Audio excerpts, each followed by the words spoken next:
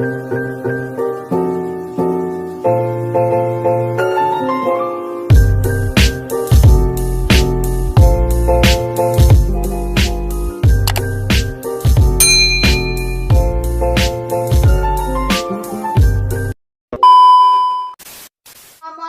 warahmatullahi wabarakatuh. Selamat pagi anak-anak ibu semuanya. Bagaimana kabarnya hari ini?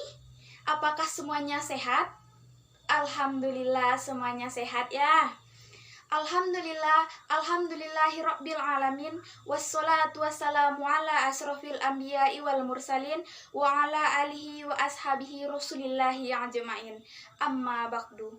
Puji dan syukur marilah kita panjatkan kehadirat Allah Subhanahu wa taala yang telah melimpahkan rahmat dan karunia-Nya kepada kita sehingga kita dapat melakukan proses pembelajaran pada pagi hari ini. Salawat beserta salam tidak bosan-bosannya kita kirimkan kepada Nabi Muhammad Sallallahu Alaihi Wasallam. Untuk membuka proses pembelajaran pada pagi hari ini, marilah kita bersama-sama mengucapkan basmalah.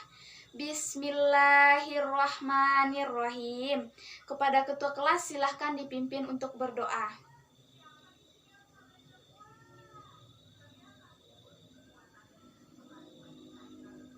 Semoga dengan pembacaan doa tadi lancarlah proses pembelajaran kita dari awal sampai akhir. Amin amin ya robbal alamin. Disilahkan kepada anak-anak ibu semuanya agar merapikan kembali tempat duduk dan mejanya. Serta jika ada sampah di sekitar anak-anak ibu, diambil lalu dibuang ke tong sampah. Apakah sudah selesai? Alhamdulillah, tujuannya adalah agar anak-anak ibu merasa nyaman berada di kelas ini dan fokus mendengarkan materi yang akan ibu sampaikan nanti. Baik, ibu akan mengambil absen terlebih dahulu. Apakah hari ini ada yang tidak hadir anak-anak ibu? Apakah semuanya hadir? Alhamdulillah, kita semuanya hadir pada pagi hari ini ya. Masih semangat mengikuti proses pembelajaran hari ini? Masih semangat? Masya Allah, semangat yang sangat luar biasa anak-anak ibu semuanya. Dipertahankan semangatnya. Karena dengan anak-anak ibu memiliki semangat yang sangat luar biasa, tentunya anak-anak ibu akan merasa senang mengikuti proses pembelajaran hari ini dan mudah menerima materi yang akan ibu sampaikan nanti. Di sini masih ada yang ingat apa materi kita minggu lalu? Masih ingat materi minggu lalu? Betul sekali, materi kita minggu lalu yaitu mengenai kerajaan Islam di Sumatera. Nah, sekarang kita akan membahas sambungan dari materi minggu lalu, yaitu sekarang kita akan membahas tentang kerajaan Islam di Jawa, di mana kita akan mengetahui apa-apa saja kerajaan Islam yang terdapat di Pulau Jawa.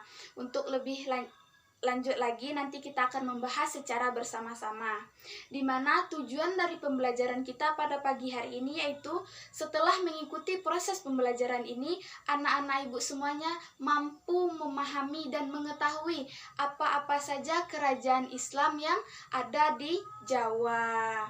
Nah, itulah tujuan pembelajaran kita pada pagi hari ini. Semoga proses pembelajaran kita berjalan dengan baik dan lancar sehingga tercapailah tujuan pembelajaran kita dengan maksimal.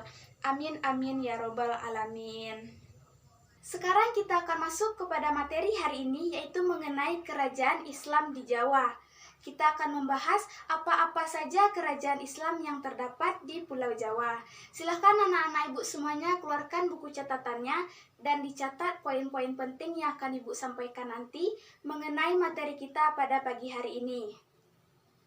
Kehadiran dan proses penyebaran Islam di pesisir utara Pulau Jawa dapat dibuktikan dengan data arkeologi dan sumber-sumber badat, legenda, hikayat, dan lain sebagainya. Proses islamisasi yang terjadi di beberapa kota pesisir utara Pulau Jawa, mulai dari bagian timur hingga kepada bagian barat, lambat laun akan menyebabkan munculnya kerajaan-kerajaan Islam, seperti Kesultanan Demak, Cirebon, Banten, Pajang, dan Kesultanan Mataram.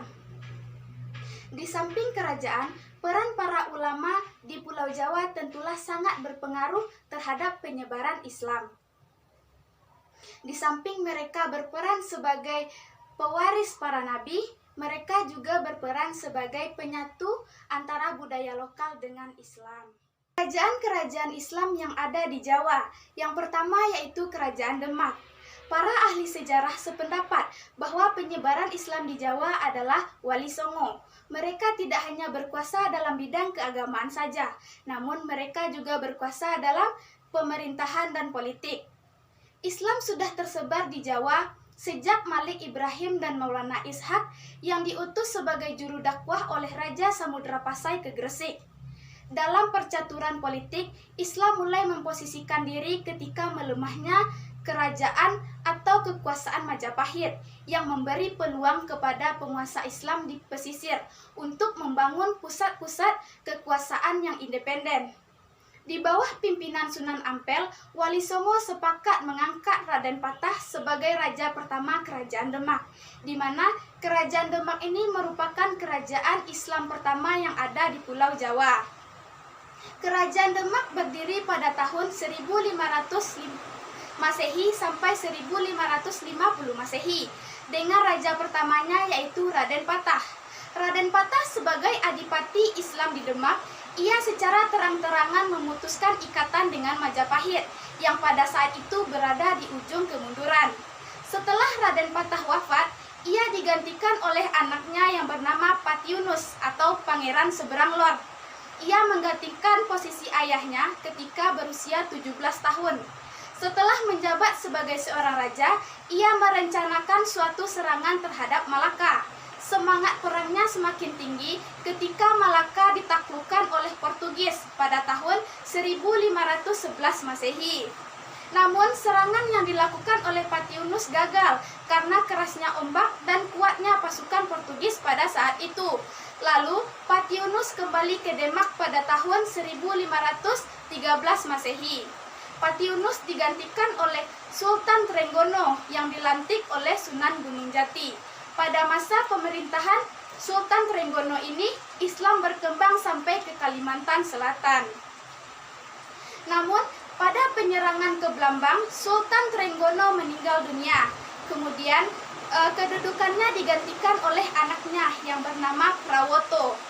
Pada masa kedudukan Prawoto, terjadi kerusuhan yang mengakibatkan ia terbunuh, sehingga kedudukan Prawoto digantikan oleh Joko Tingkir, di mana Joko Tingkir ini berhasil membunuh Arya Panangsang.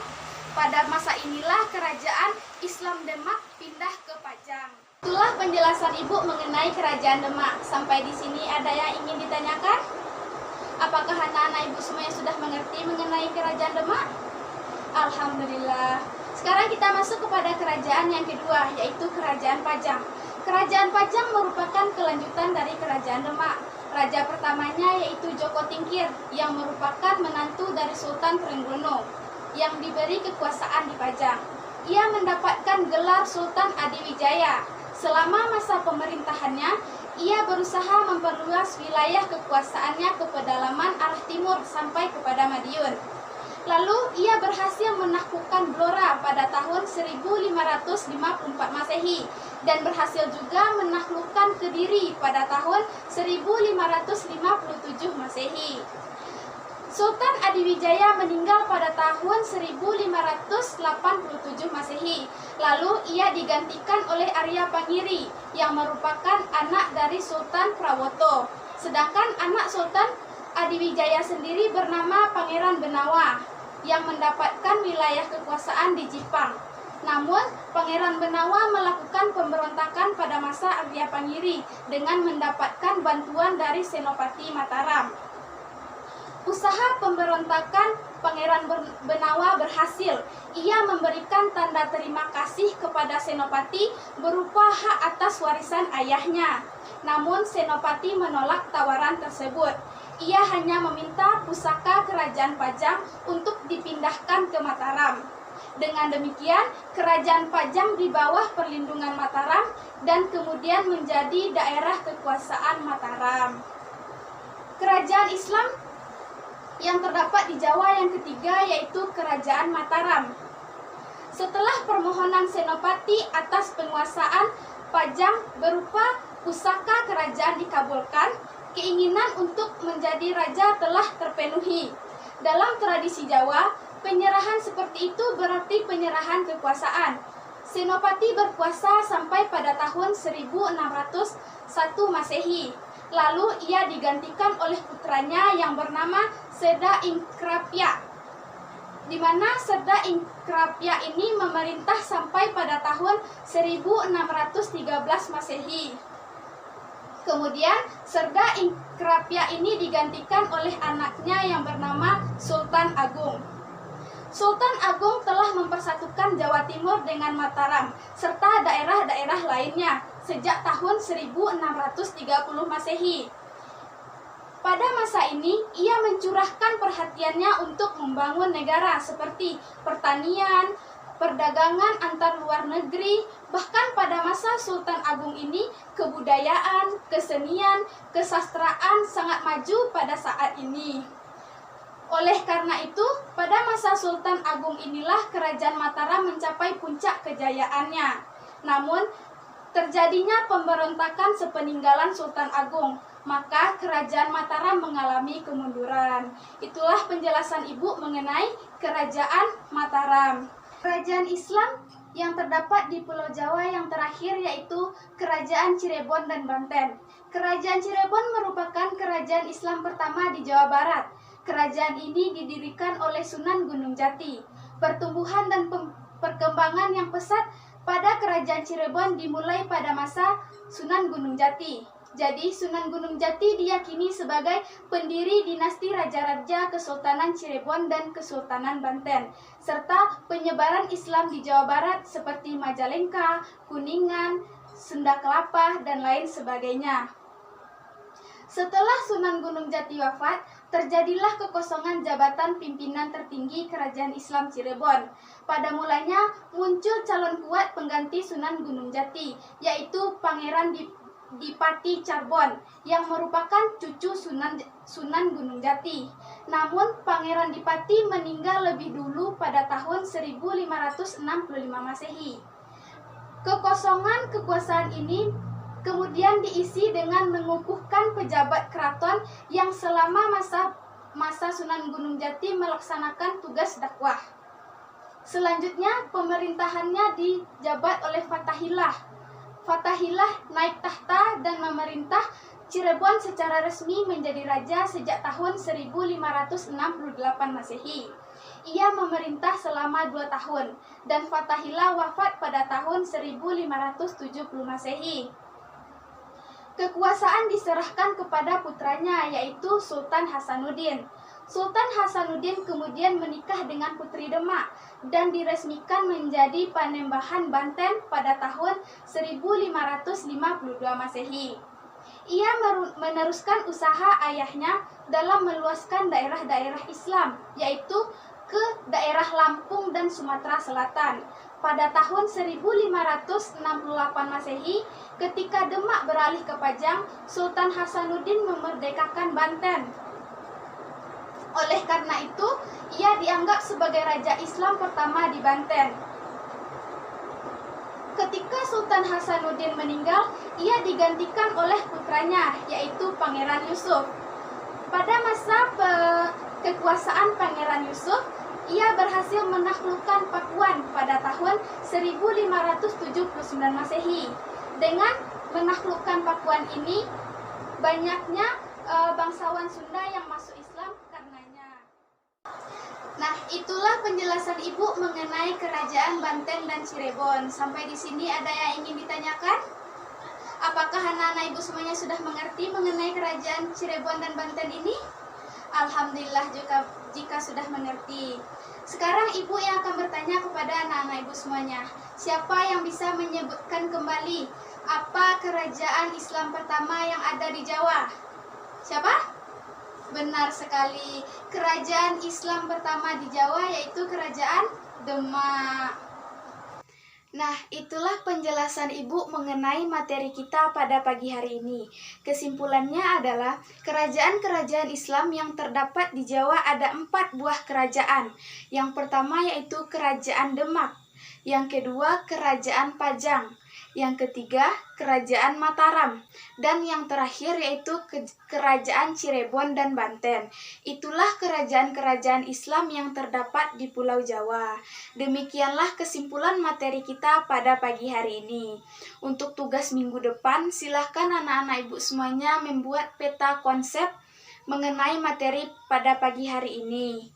Peta konsepnya dibuat semenarik dan sekreatif mungkin yang akan kita kumpulkan pada minggu besok. Jangan lupa untuk dibuat ya anak-anak. Karena waktu kita sudah habis, marilah kita bersama-sama menutup proses pembelajaran hari ini dengan mengucapkan hamdalah. Alhamdulillahirabbil alamin. Maaf jika ibu ada salah kata dalam menyampaikan tadi. Assalamualaikum warahmatullahi wabarakatuh.